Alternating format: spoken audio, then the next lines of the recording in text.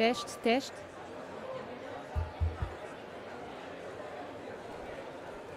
Teste, teste, teste.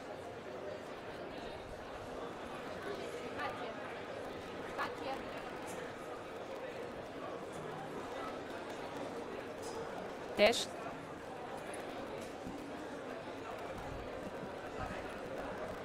Teste, teste. Teste.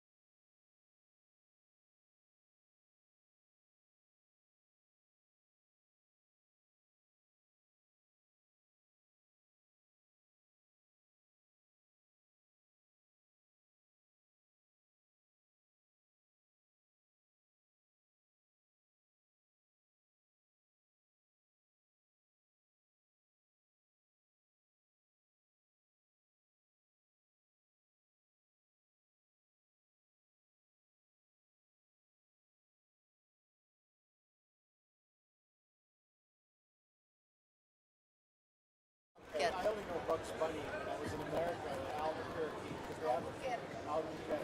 What's her name? Maria Luis. Albuquerque. You know her.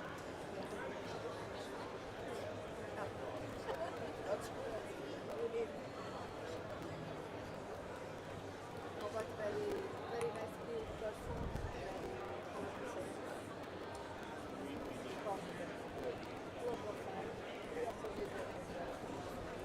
I don't know. I mean, I can look at the photo.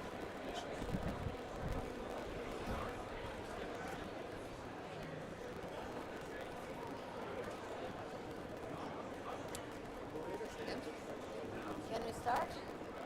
Absolutely. Yes. Okay. Well, good afternoon to all.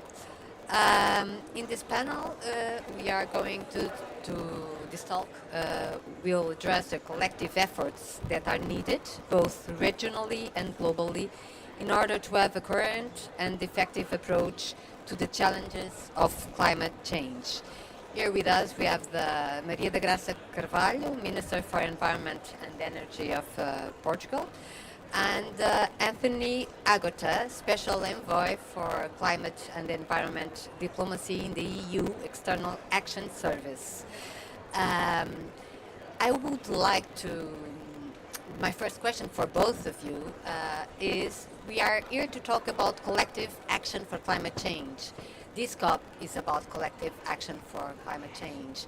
So can you tell me what in particular is EU doing about collective action in EU, and how do you see the collective action in this COP29?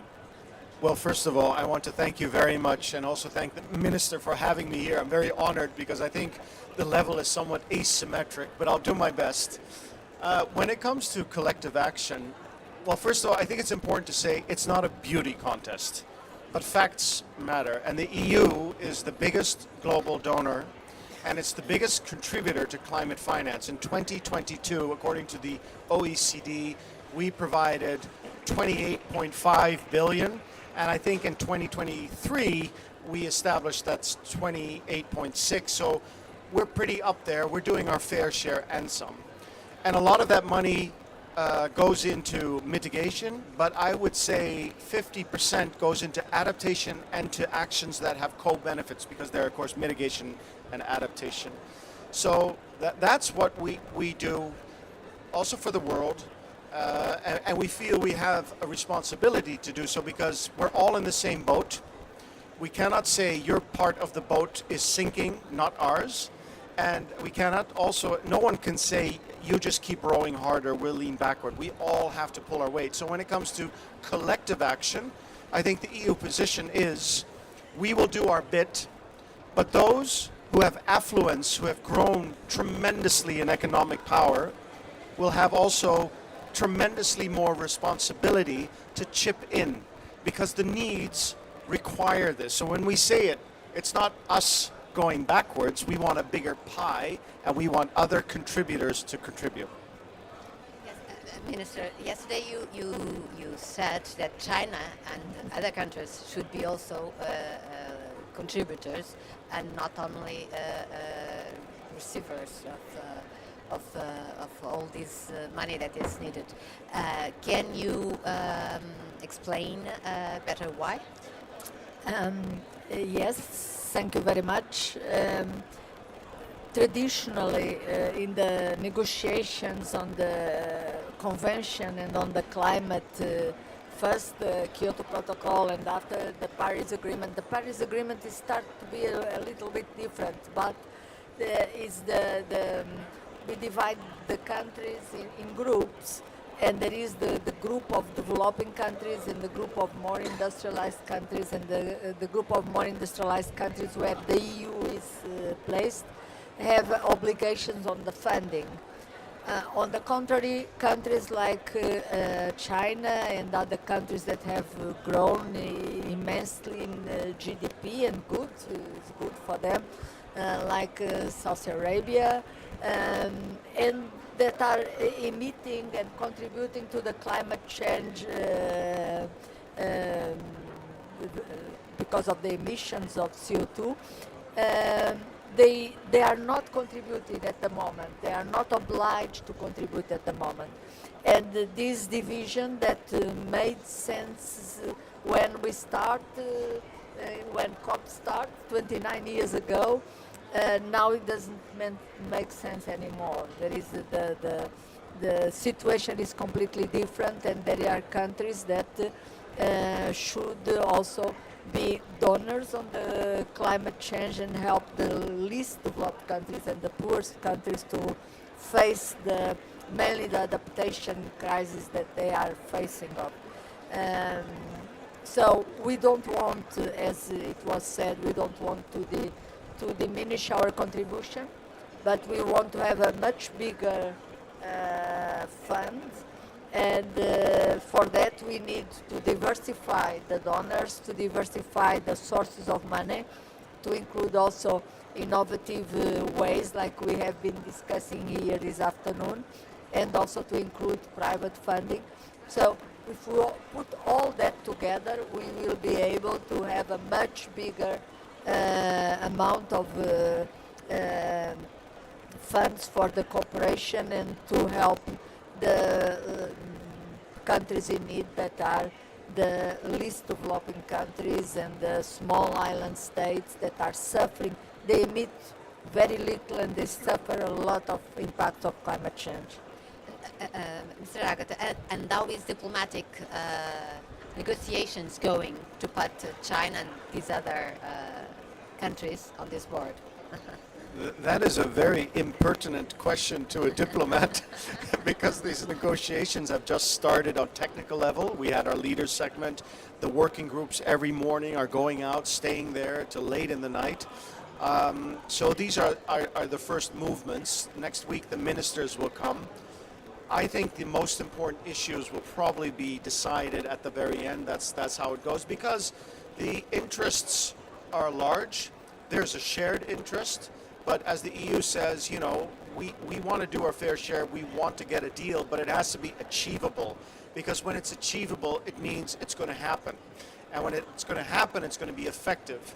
So, you know, that's all I can say. I can tell you that from the EU point of side, one thing was to enlarge the contributor base. The other thing was to make sure, as the minister said, we need to align all financial flows according to Article 2, 1.c. Well, let's not go into articles, but we need to get the flows from private capital flowing to this transition. And that means innovative ways. You could think about levies. You could think about debt for, Debt conversion. Yeah, exactly. That we are doing I it. just lost the thing. But to deal with debt, but it also requires domestic funding and getting those funding moving away from fossil fuels. It also requires enabling conditions because, for instance, when it comes to EU money, that's not my money, that's not the EU's money. This is taxpayers' money of ordinary citizens footing the bill, and they require that this money is spent in an accountable way. So enabling conditions in all those countries, the most vulnerable, have to be at such a level that we can get the money where it is needed most. And so another criteria is the EU, we want to make sure that this goes to the most vulnerable countries. They need it. And this should not be a subterfuge for money going to those who don't really need it. Minister Graça Carvalho, and Portugal is also a donor with this game of the debt. Forgiving Yes. the debt is a way helping underdeveloped countries. Just let me comment one thing. It's very good that in these negotiations of the COP, we are all aligned, the 27, with the European Commission position, and we talk as one voice, and this gives us a much stronger position, and that is good, and I hope that we achieve some of these results. And for me, the most important was the open up to other donors in the end. But I fully agree it's going to be the last minute in the last day or And the today day is after.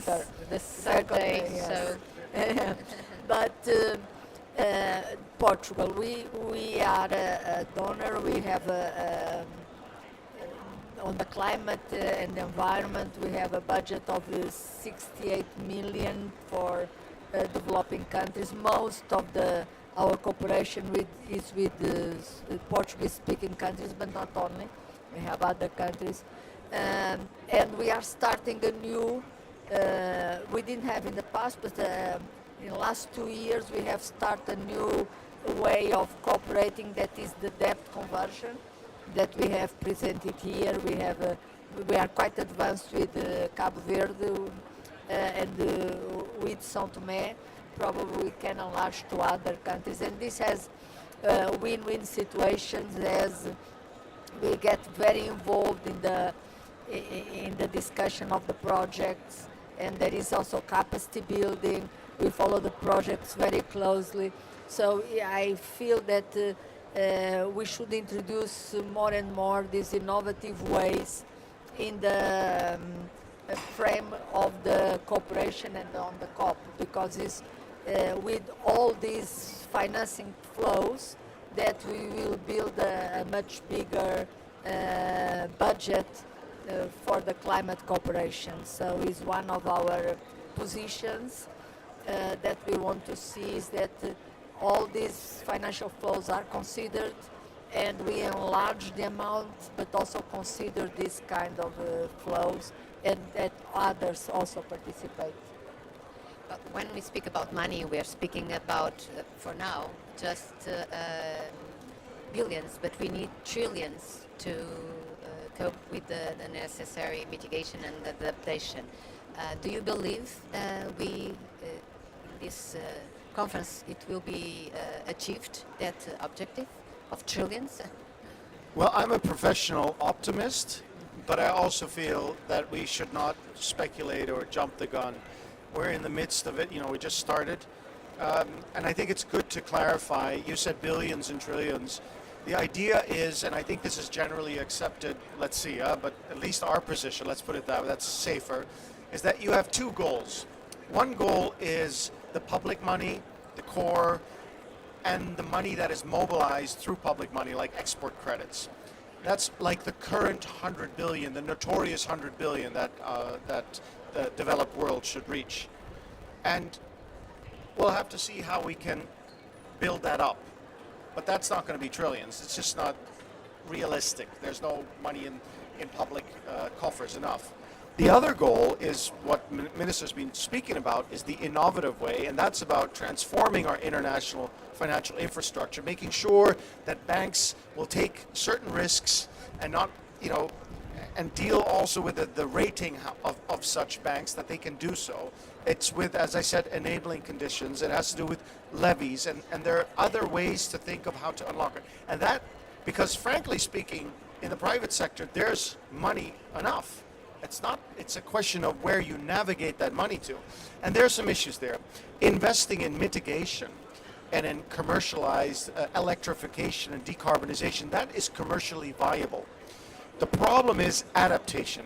Adaptation is very important. Mitigation has to be part of the solution, because if we don't mitigate, there's no money in the world enough to redress the loss and damage. But the adaptation is for the slow onset of damage that's already happening now. And this is not necessarily commercially viable. So this is where we have to step in to make sure that we do that as well.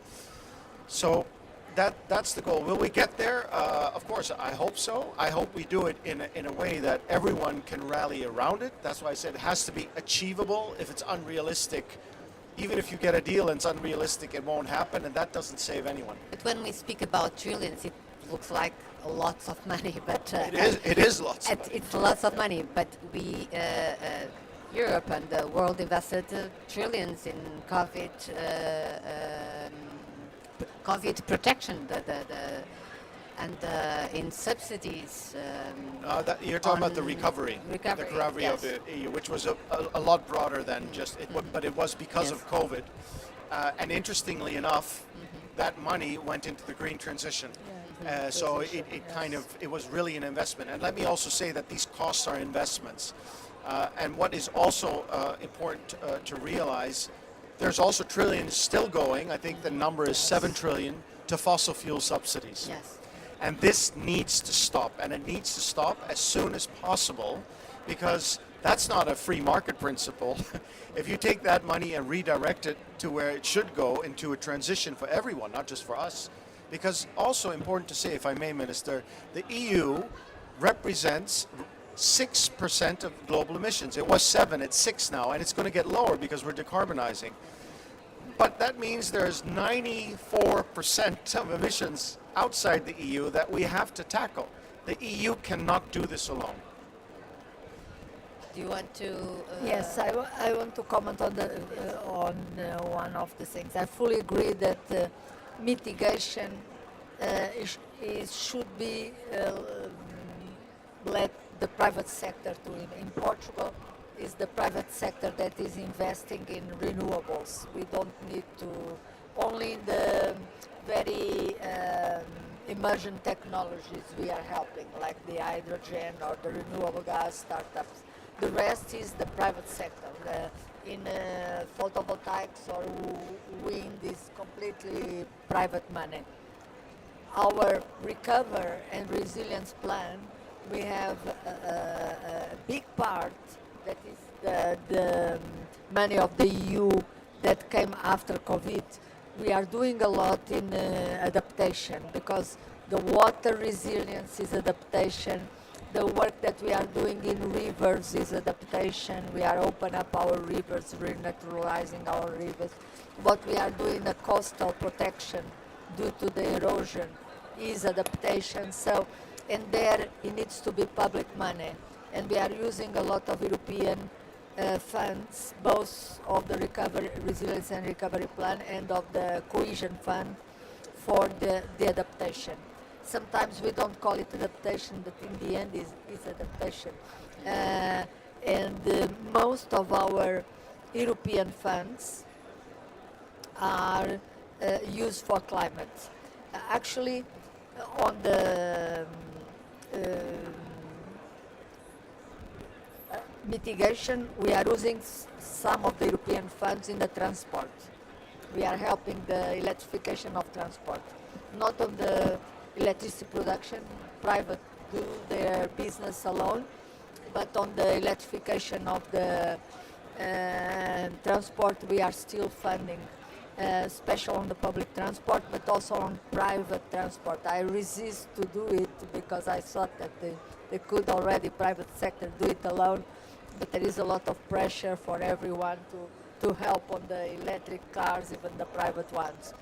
So the transport we are still doing, but I hope that we can concentrate the public in the adaptation, because there is very difficult or impossible to have private, and it's expensive. Everything is very expensive on the to prepare the country to be more resilient to the big serious events that it can happen, and we need to be prepared. And one last question. Now we live in a new world, also with the new president of the United States. So how do you both see, diplomatically speaking, how it's going to be with the second bigger polluter is governed by someone that says climate change is an hoax? How do you see it? You're asking me. I'm not the politician here. No, you're the diplomat. Well, at the moment, there is a Biden administration who rolled out the IRA, and you know, this Inflation Reduction Act was something that we had ambivalent feelings about, because on the one hand, it had discriminatory effects on them when it came to America First. But we're navigating that. We have a parallel track to talk with the U.S. on that, and we're trying to look for solutions. On the other hand, we welcomed it because it showed that what we were doing and trailblazing, namely a green transition, is the way to go. If you look at China, there's a lot you can say about China's coal production, but let's be honest about China. Their renewable rollout is immense. It's when we speak in the world about all the solar going up last year, well, mostly it's because of China. So the road to a new economy is definitely going to be this clean transition. And I think this economic predicament, ultimately when the market involves, is very interesting to see what the big petrochemical industry has said in the aftermath of the US elections. And these are not necessarily our greatest allies in greening, but they will have to be part of the story. And they came out to say, we got to stay the course. Let's see. I don't want to speculate on whatever comes. The EU will always look at its biggest ally and partner to see how we can find the most constructive ways to work together, no matter who's in the White House. And I think that's our professional duty. Do you have anything else to? No, I fully align. Yes, no, yes. The U.S. is a partner, is an ally, is a country with fantastic organization, very competent administration, excellent universities, and the transition for clean energy and is also economical. Viable and economic more favorable. So I'm optimistic on the future, and we will continue to work with the US, and this is a way that will not have a turning back, because things are happening everywhere, and there is the need to clean the air, and the need to fight climate change, and there is this feeling in the population, and also economic reasons to do it. So I'm convinced that at one speed or another we will continue on this path. Thank you. Well, let's hope at the end of next week things are so optimistic as you both believe it will. And thank you very much. Thank you very much. Obrigada.